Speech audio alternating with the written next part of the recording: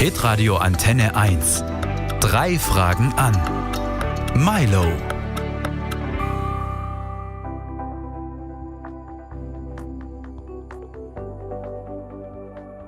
What I think, a reason that it's a very different album than the one before is because I wrote it when I was on tour.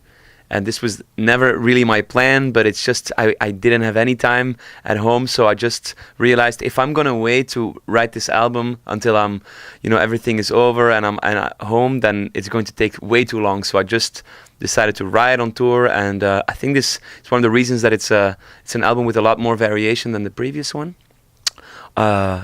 And also for the first time, I tried to keep on most of the songs. I tried to keep the essence of my sound, but still I experimented with new sounds as well, and I hope that's something people will like.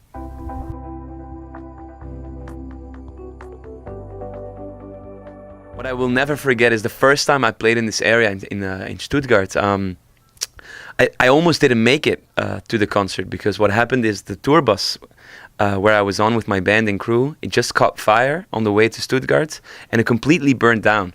And luckily, no one was hurt. The trailer with the instruments was saved, but the bus completely burned down, and the band didn't make it to the concert that night.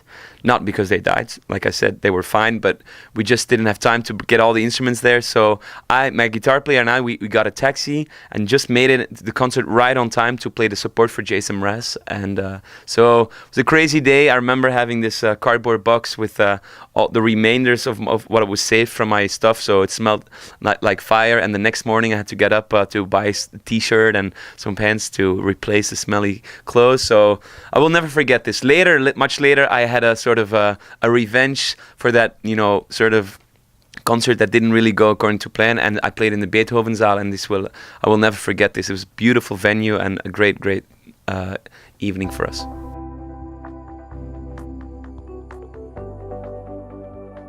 I think we should be very cautious with this. It's been proven that it takes thousands of years, not tens of years, but thousands of years before the nuclear waste will be harmless. So I think this is something that a lot of people seem to be, sort of underestimating or on purposely minimalizing. But it's so far we haven't found a way to deal with this nuclear waste, and until we found a good way.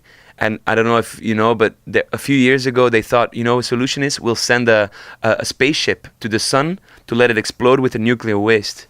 And this was the best idea they had. And then, but then a spaceship crashed, and they realized, but what if a spaceship full with nuclear waste on its way to the sun will crash down on Earth, and then it's even worse. So they abandoned these plans. But the fact that they only came up with such crazy plans means something, that we still haven't found a solution. So it surprises me that it's 2011, and 10 years ago I thought that by now we would have found some really good green alternatives to get energy, definitely in a time where oil is running out. So I hope that the industry wakes up because of what happens in Japan, and that we find really good sustainable sources for energy.